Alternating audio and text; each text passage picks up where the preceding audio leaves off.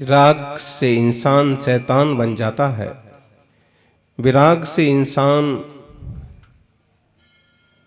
महान बन जाता है, संभाव से इंसान सब सुख पाता है और तप त्याग से इंसान भगवान बन जाता है। तप त्याग की मूर्ति परम तपस्वी गुरुवर आचार्य श्री सन्मति सागर जी महाराज का आज कार्तिक द्वादशी को मुनि दीक्षा दिवस है। 1962 में तपस्वी सम्राट की मुनि दीक्षा सम्मेश शिखर में आचार्य श्री विमल सागर जी महाराज जी के कर कमलों से हुई थी।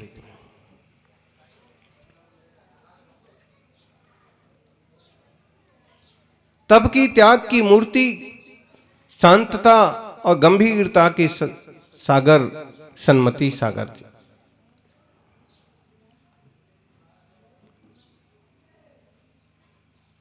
छोटी वय में उन्होंने 18-20 वर्ष की वय में उन्होंने नमक जैसे रस का त्याग किया था, नमक लेना बंद कर दिया था और फिर उनकी ब्रह्मचर्य दीक्षा हुई, कुलभूषण नाम रखा गया। 22 साल में ब्रह्मचर्य व्रत पूरा 7 प्रतिमा वाला ले लिया, क्षुल्लक व्रत स्वीकार किए, क्षुल्लक नेमी सागर नाम रखा गया आचार्य विमल सागर जी के द्वारा। मेरठ में वह दीक्षा हुई। उस अवस्था में भी बड़े वैयावृत्ति प्रेमी थे। गुरुदेव बताते थे कि क्षुल्लक अवस्था में हमारा कमंडल इतना बड़ा था कि जिसमें 5 लीटर पानी आराम से आ जाता था। इतना भारी था कि अगर किसी श्रावक को लेना पड़े तो उसको सिर पर लेके चलना पड़ता था।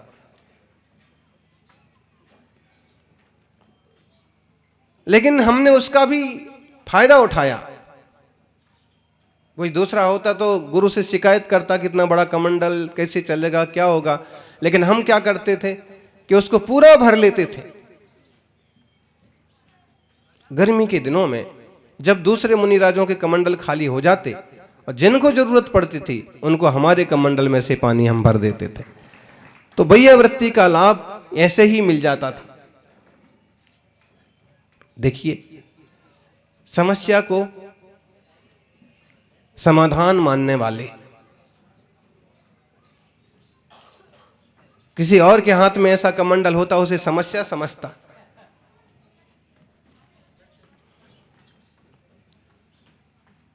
समस्या को तपस्या बना देने वाले तपस्वी सम्राट गुरुवर आचार्य सन्मति सागर जी महाराज, जिनने उपसर्ग और परिसाहों को जीता और मुनि अवस्था में सम्मेश शिखर की अनेक वंदनाएं की। सम्मेश शिखर में ही दीक्षा हुई और फिर जब गुरु और महावीर कीर्ति महाराज के चरणों में आचार्य विमल सागर जी पहुंचे 52 गजा, तो सन्मति सागर जी का दूसरा ही चतुर्मास था। ऐसा मन लगा कि गुरु आज्ञा लेकर के वो आचार्य महावीर कीर्ति जी के साथ रहने लगे, चले गए। खूब अध्ययन किया उनसे भी, सब रसों का त्याग किया, सिर्फ दूध बाकी रखा था। चटाई भी नहीं लेते थे, कितनी भी सर्दी हो। छोटी सी थोड़ी सी घास लेते थे, जिनने देखा हो घास का संस्तर छोटा सा बन जाता था और उस पर थोड़ी सी जगह में विश्राम करते थे। जितनी जगह में आप बैठते हो उतने में वो विश्राम कर लेते थे। न वो बहुत जमीन घेरते थे और न कोई जायदाद घेरते थे।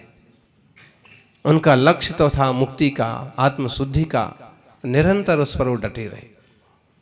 अक्सर कर वो छोटे से पतले से पाटे पर बैठा करते थे और कई बार सीधे जमीन में। एक बार वह नीचे ही बैठे थे, जमीन में ही बैठे थे।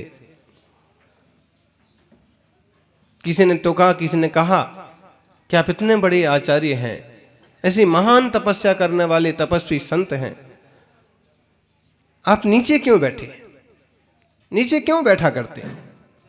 उन्होंने बहुत सुंदर जवाब दिया।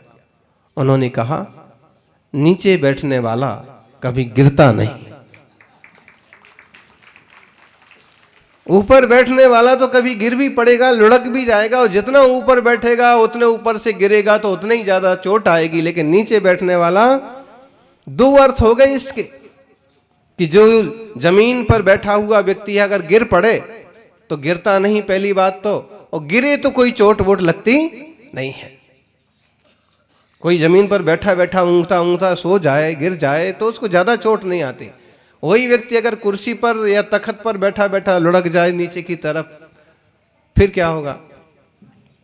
सिर फूटेगा। पहली बात तो ये कि नीचे बैठने वाला गिरता नहीं। दूसरा अर्थ इसका ये हुआ कि जो व्यक्ति हमेशा छोटा बन के जीता है उसे कभी और छोटे होने का डर नहीं सताता। ऐसे महान सोच रखने वाले आचार्य सन्मति सागर जी महाराज ने बचपन से ही अपने आप को धर्म के लिए समर्पित किया।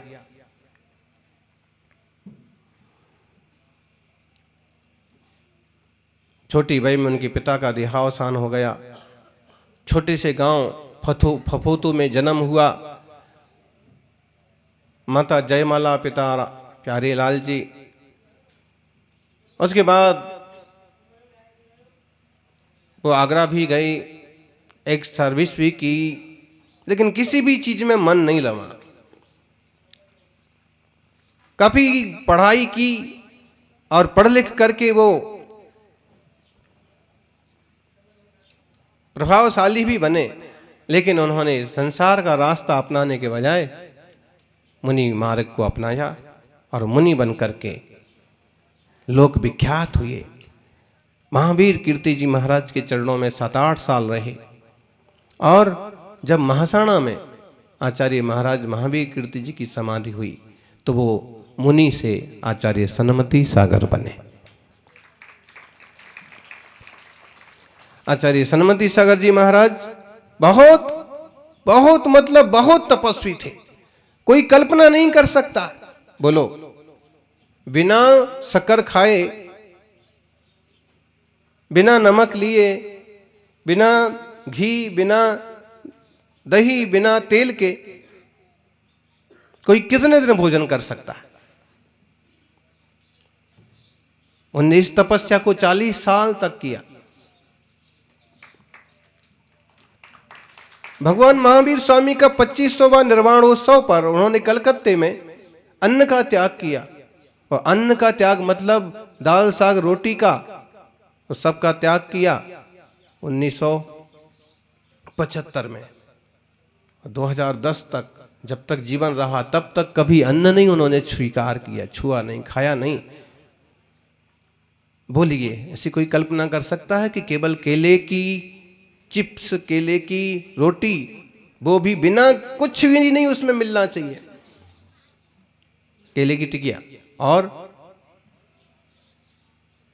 लौकी तोरई की साग, इस टाइप से उन्होंने कठिन तपस्या की। कल ऋषभ लाल जी मुगाना वाले बता रहे थे कि कोल्हापुर में चतुर्मास चल रहा था और मैं चतुर्मास भर नहीं पहुंचा।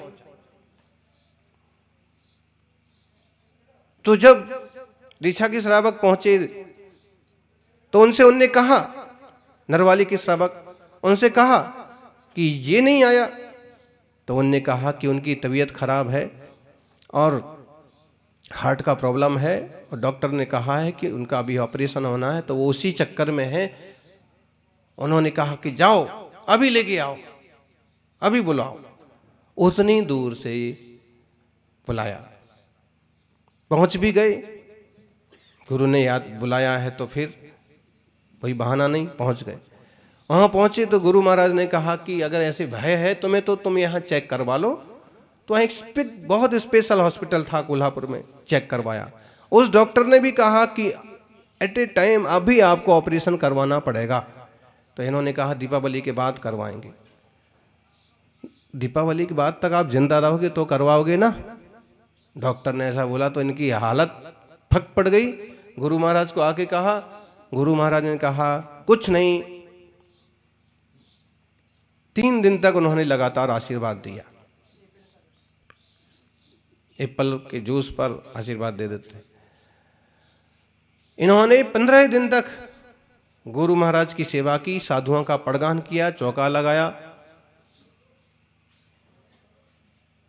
फिर जिस डॉक्टर से पहले संपर्क किया था अहमदाबाद में, वापस उसके पास गए ये सब निपटा करके। तो लेडीज डॉक्टर थी, उसने वापस चेक किया और उसने कहा कि रिपोर्ट आपकी नील है, आपका कोई ऑपरेशन नहीं होना। तो इनने कहा कि आपने तो ऑपरेशन के लिए बुलाया था, लेकिन मेरे गुरु ने बुलाया तो मैं चला गया था। तो उसने रिपोर्ट दिखाई और कहा कि तुमको जबरदस्ती छाती फड़वाना है तो फिर ठीक है, नहीं तो ऐसा कुछ नहीं है। ऐसा उनका अपना एक आभा मंडल था, उनका प्रभाव था कि आशीर्वाद से ना लोगों की जिंदगी बदल जाती थी। गुरु में होती है ऊर्जा, एनर्जी, तप की, त्याग की, और उसके बल पर छोटी मोटी चीजें यूं बदल जाती हैं, टल जाती हैं। बस जब शिष्य दिल खोल की सेवा करता है, जब भक्त दिल खोल की सेवा करता है,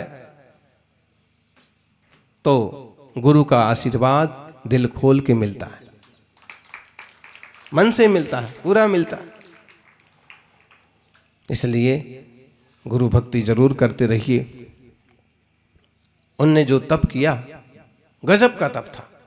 आचार्य गुणभद्र ने कहा है कि इस देह को पाकर के तप करो, तप करने से ही जीव का भला होगा। खिला पिला करके शरीर को मोटा करने से कोई फायदा नहीं है। इसको धर्म ध्यान में लगाओ।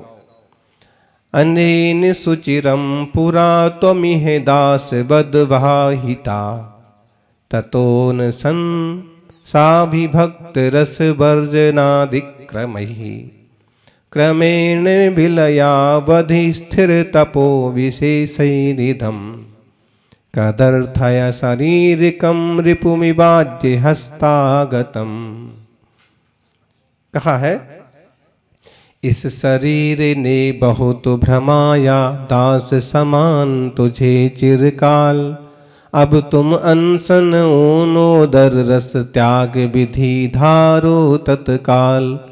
तप विशेष तुम करो निरंतर, आयु कर्म का हो अवसान।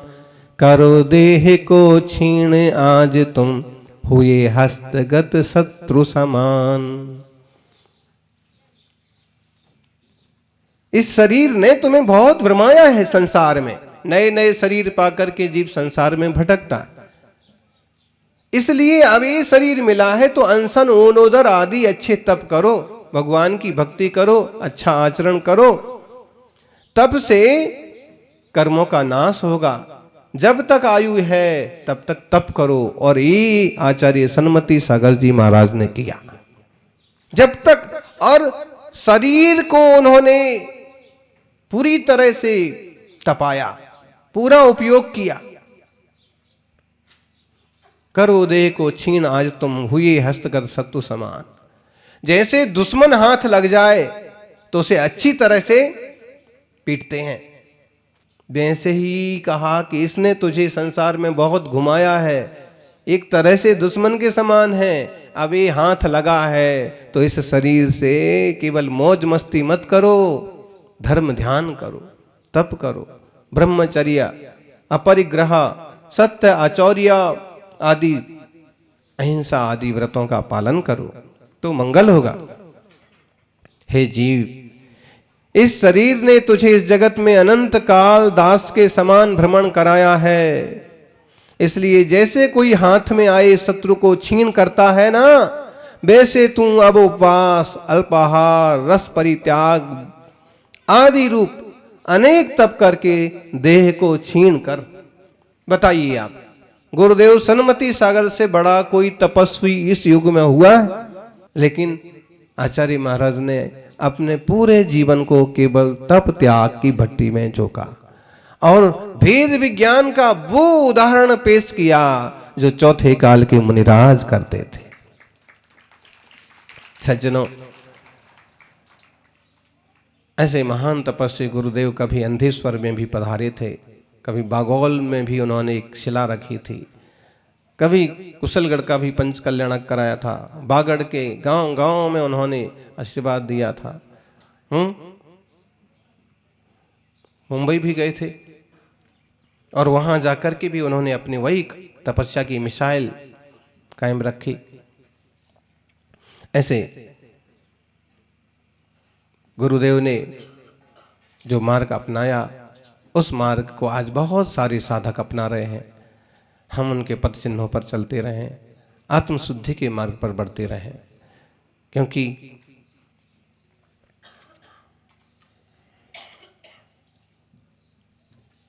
साधना से सिद्धि मिलती है। किसी भी क्षेत्र में साधना जरूरी है। चाहे आप पढ़ रहे हो, उसमें भी स्थिरता चाहिए, चाहे आप कोई जॉब कर रहे हो, उसमें भी चाहिए, चाहे आप कोई व्यापार करते हो, हर चीज में एक तरह की साधना लगती है। फिर आत्मशुद्धि के लिए तो साधना परम आवश्यक है।